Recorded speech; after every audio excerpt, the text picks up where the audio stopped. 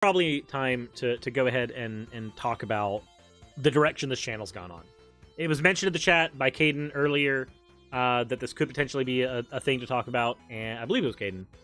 So we're going to talk about it now. Because, honestly, this channel has moved in a direction that I know a lot of people might not be incredibly comfortable with, but maybe we'll explain the thought process as to why we've gone over every stage that we've gone.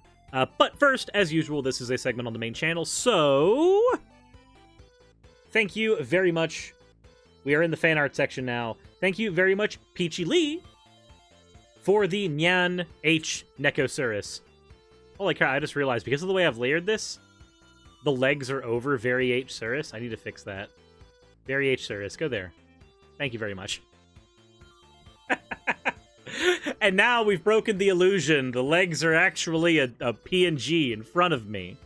For those who are not watching the streams as well, we also have the new artwork that has been thrown in by Rimixen for our new channel opening. But, with that said, we are now done with leggy content, and Girlfriend Suris can pop back up there. So, thank you very much, Peachy Lee, for the amazing Suris artwork. I also just realized that a little bit of underwear is showing here, and I can never unsee it now.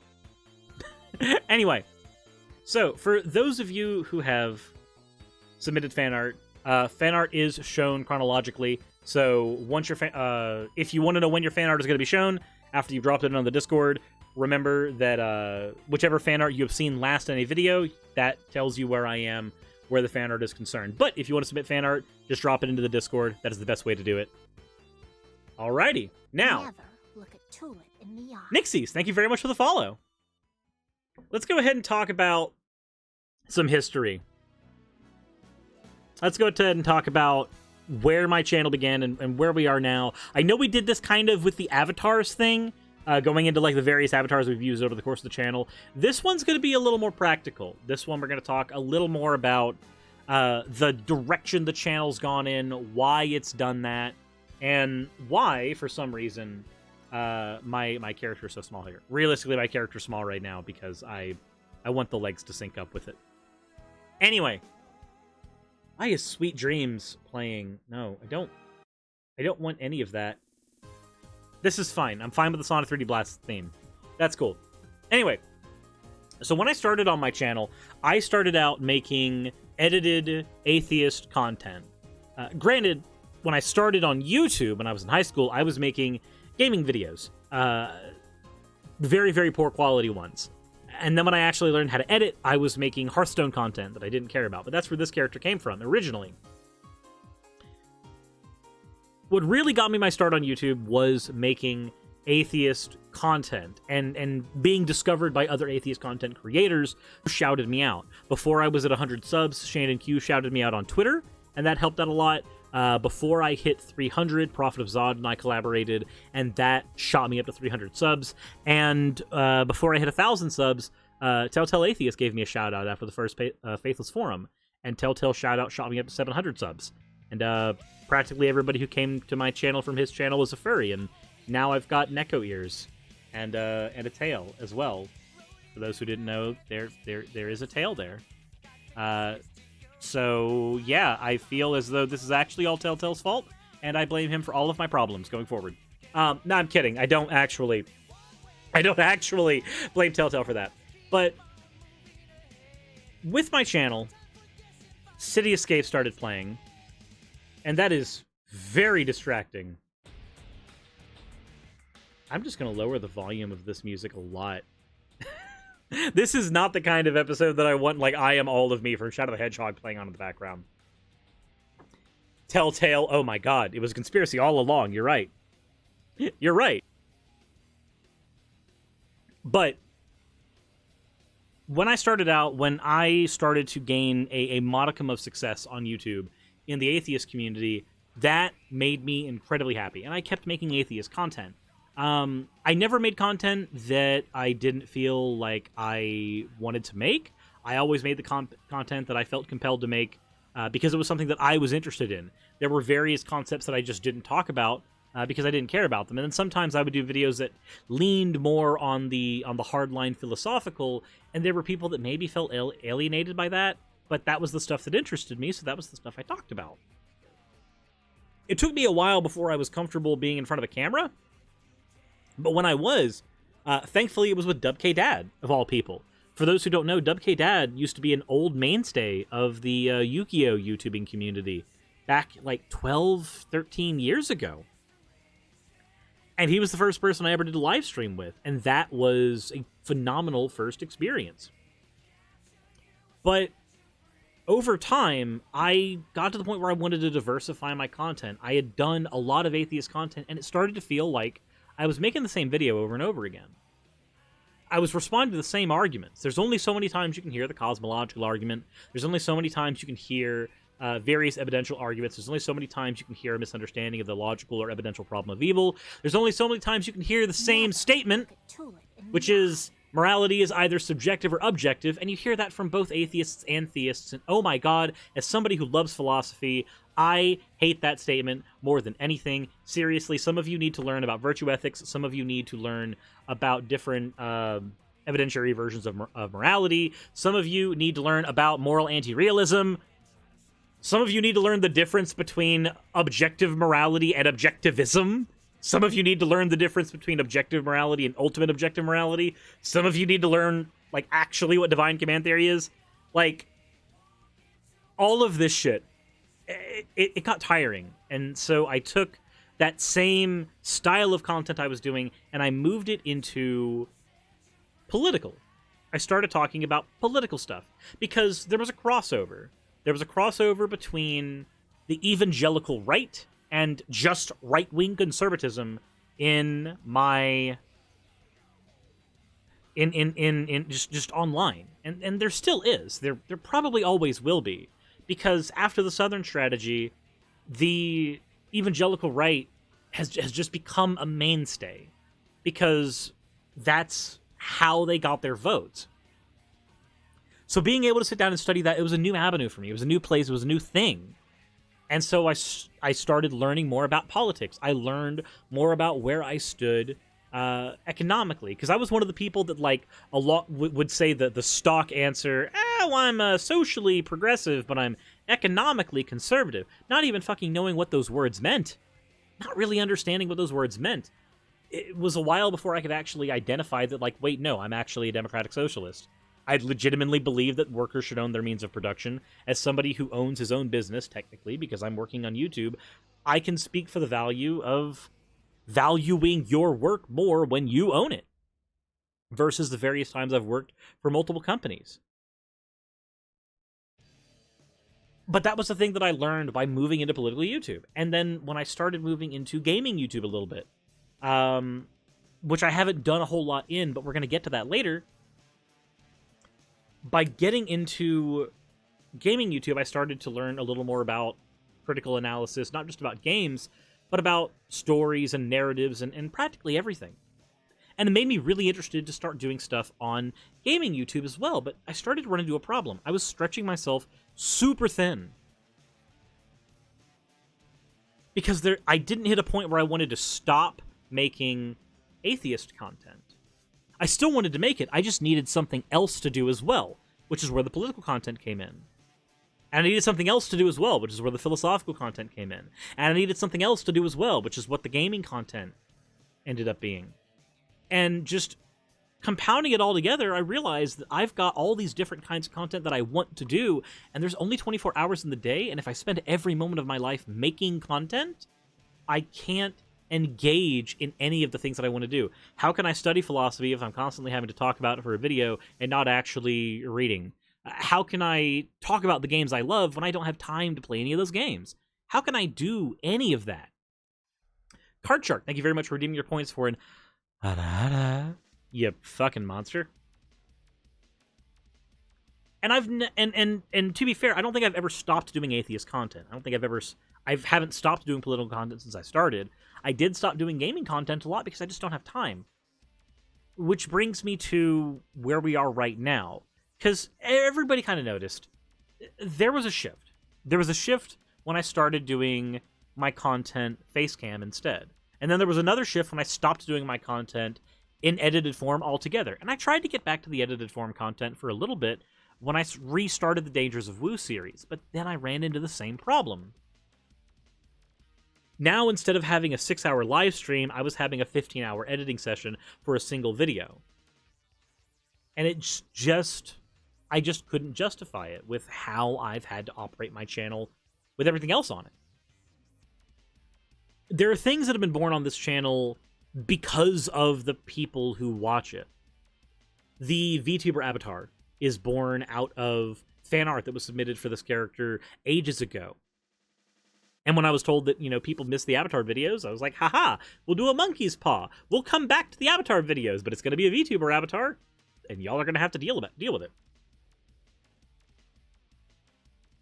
But right now, I'm in an area that I feel like I'm not experimenting as much. I'm very comfortable with the type of content that I make, and that's not necessarily a bad thing. But I keep wanting to do other kinds of content, and I don't have the time to. If I'm streaming for, 4 to 8 hours every day, very rarely giving myself, a couple of weekends to actually do stuff, and that's not counting time that's set just, quickly editing things together, making thumbnails, doing SEO, talking with other content creators to plan stuff, doing the Sunset City podcasts on Fridays. It leaves me not enough time to go explore those other avenues of doing other things. But I'm still wanting to. I still want to go explore those other avenues. I want to talk about video games. I've had a video planned. I've got the script halfway written to talk about Klonoa on my gaming channel, and I haven't had time to. And that script has been halfway done for a month and a half.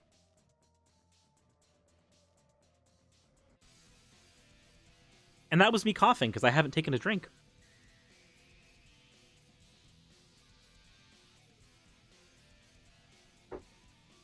So,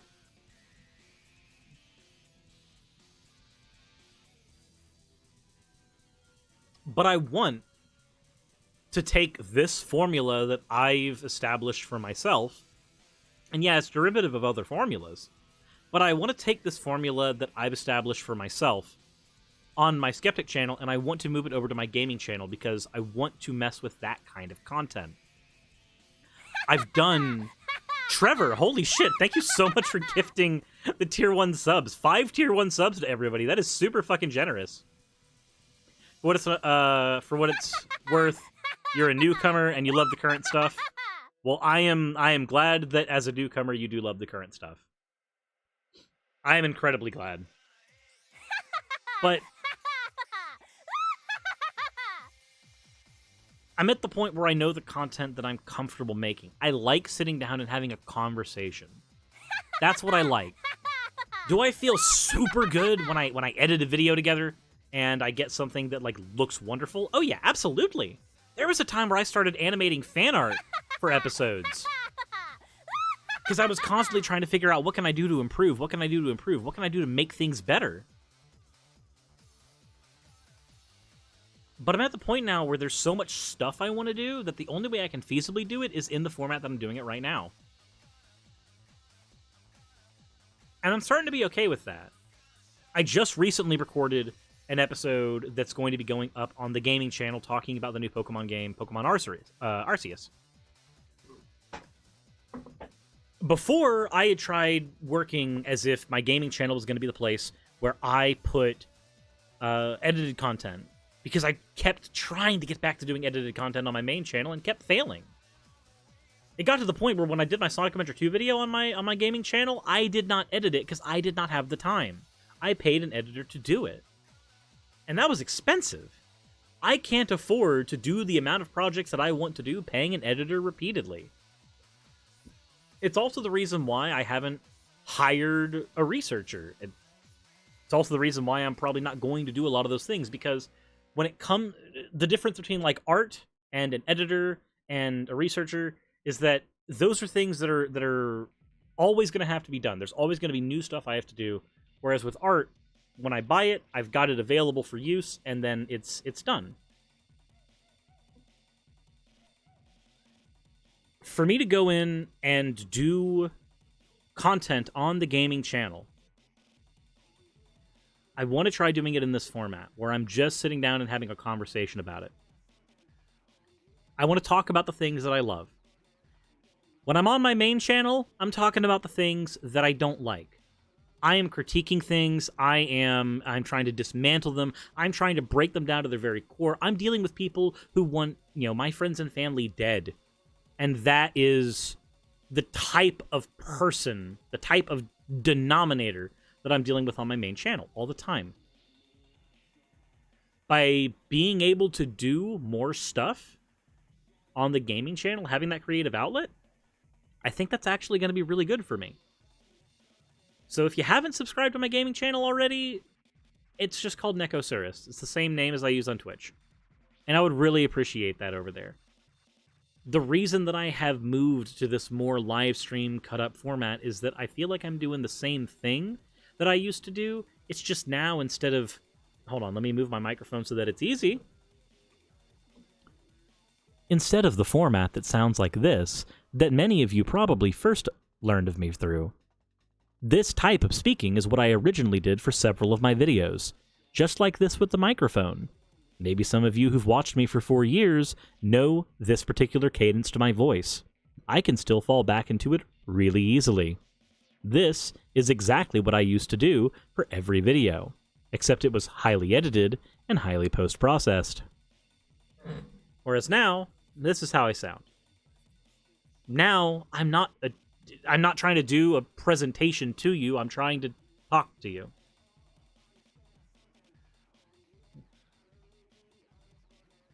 I want the ability to talk about the things that I like on the gaming channel. So that's what I'm going to do.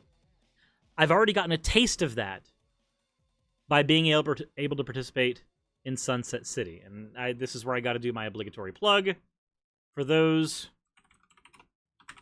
who are not aware, I do a weekly podcast with Channel Pup, Game Apologist, and Wayne is Boss called Sunset City. And I'm just going to bring that up here so that it is available for everybody to see. But this, you can't see Wayne. He's behind me. He's dead. But this is one of my favorite things that I've been able to do on YouTube. Just every Friday, sitting down and having a conversation with my friends about games that I love. And getting a taste of this, getting a taste of doing this kind of content live in front of an audience every week, I want to do more of this. I'm not going to stop making the content that I make on my main channel. I have no reason to stop doing that, and as long as there's people willing to watch over there and think that I'm doing a good job, then I'm going to keep doing it. But I want to do more of this kind of content too. So if you want more of this kind of content, well, the best way to get it is going to be heading over to Suris. Or just watching the live streams when they happen live. Every single thing that I do on both of those channels now is going to be from the live streams. You can see it as it happens in real time, because there's a lot more that happens besides the recordings. There's a lot more that happens for every hour and a half of recording that happens on a stream.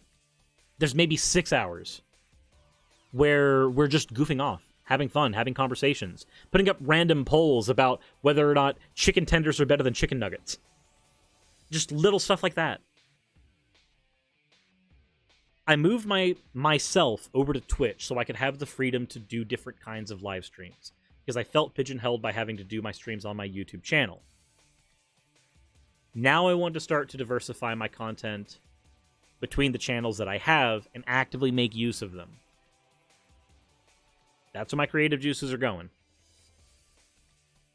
So, hopefully that explains why the channel has moved in the direction that it has, why I stopped doing just atheist content, why even with political content I've diversified even more out of that, at least it feels like I have, why I went into doing, VTuber-y stuff.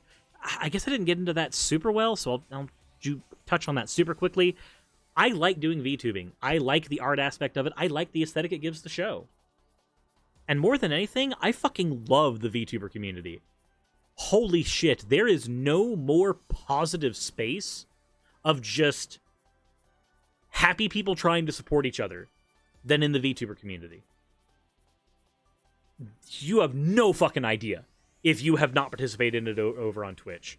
Like, this is one of the most fun spaces to be in as far as, like, engaging with it is concerned.